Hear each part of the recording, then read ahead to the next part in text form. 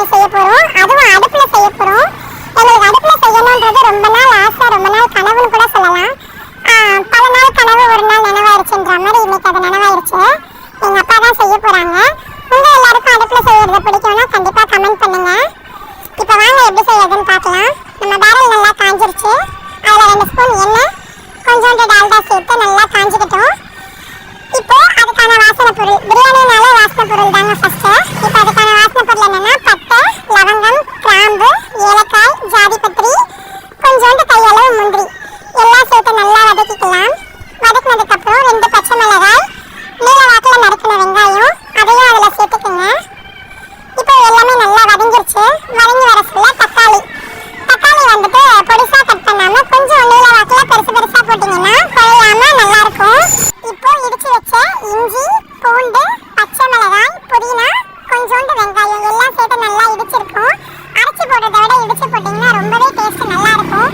எல்லாம் போட்டு இப்போ மசாலா, இன்னைக்கு நான் எந்த மசாலாவும் ஆட் பண்ணல, வெறும் மட்டன் மசாலா, கரம் மசாலா, மஞ்சத்தூள் அவ்வளோதாங்க, வேற மிளகாத்தூள் எல்லாமே ஆட் பண்ணிட்டு 1/2 கப் அளவு தயிர் ஊற்றி அதில் மிக்ஸ் பண்ணிங்கன்னா வர டேஸ்ட்டே வேறு லெவலாக இருக்குங்க. இப்போ நம்ம எடுத்து வச்சிருக்க 1 கிலோ சிக்கன் அதில் போட்டுடலாம். நான் எல்லாமே இன்னைக்கு போன்லெஸ்ஸாக தான் வாங்கியிருக்கேன். ஏன்னு பார்த்தீங்கன்னா எங்கள் வீட்டில் ஒரு 4 குட்டீஸ் இருக்காங்க. ஸோ பசங்களுக்கு எலும்பு வேண்டான்றதுனால எல்லாமே போன்லெஸ்ஸாக எடுத்து ரொம்பவே நல்லா இருந்துச்சு. லாஸ்ட்டாக இப்போ புதினா, கொத்தமல்லி தழை அதிலேயே போட்டு நல்லா வதக்கிக்கலாம்.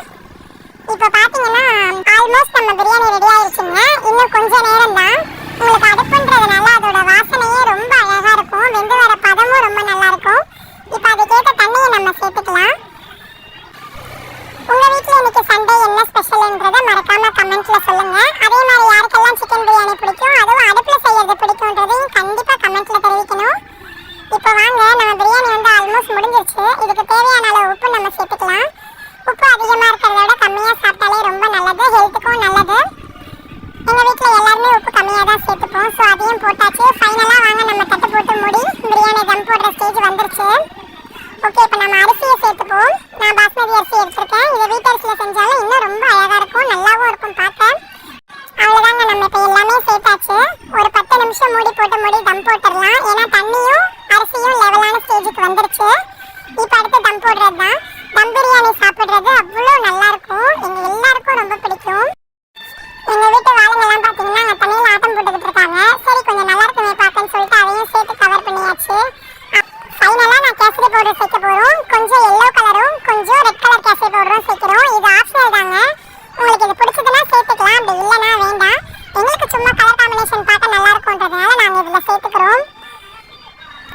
அவ்வளோதான், ஃபைனலாக நம்மளோட வேலை எல்லாமே முடிஞ்சிச்சு ஆல்மோஸ்ட். இது கூட எங்களோட சைட் டிஷ் என்னன்னு பார்த்தீங்கன்னா சிக்கன் 65 ப்ளஸ் எக் கிரேவி. இது வந்து நான் ஆல்ரெடி நம்மளோட சேனலில் அப்லோட் பண்ணியிருக்கேன். சிக்கன் 65 வெறும் 3 பொருள் தான். நீங்கள் போய் மறக்காமல் மிஸ் பண்ணாமல் பாருங்கள். அதோட லிங்க்கை நான் டிஸ்கிரிப்ஷனில் கொடுக்குறேன். அவ்வளோதான், எல்லாம் முடிஞ்சிச்சு. இப்போ நம்ம தட்டு மேலே வெயிட்டான பாத்திரத்தை எடுத்து வச்சுட்டு நாங்கள் இஞ்சிடிக்கிறது வச்சிருக்கோம். இதே வெயிட்டு தான் வச்சுட்டு நம்ம அடுப்பு அணைச்சதுல கறியெல்லாம் எடுத்து மேலே போட்டுட்டேன். ஒரு 1/4 ஹவர் நல்லா அதுலேயே இருக்கட்டும். அதுக்குள்ளே போய் நம்ம சிக்கன் 65 இதெல்லாம் செஞ்சுருவோம். இப்போ வாங்க நம்ம பிரியாணி எப்படி இருக்குன்றத பார்க்கலாம். 15 நிமிஷம் ஆயிடுச்சு. இப்போ நம்ம தம் போட்டதெல்லாம் எடுத்துருவோம். வாங்க பிரியாணி எப்படி இருக்குன்றத பார்க்கலாம். அவ்வளோதாங்க, நம்ம பிரியாணி ரெடி ஆயிடுச்சு. இது பார்க்க மட்டும் இல்லைங்க, சாப்பிடவும் ரொம்ப அருமையாக நல்ல டேஸ்ட்டில் இருந்துச்சு.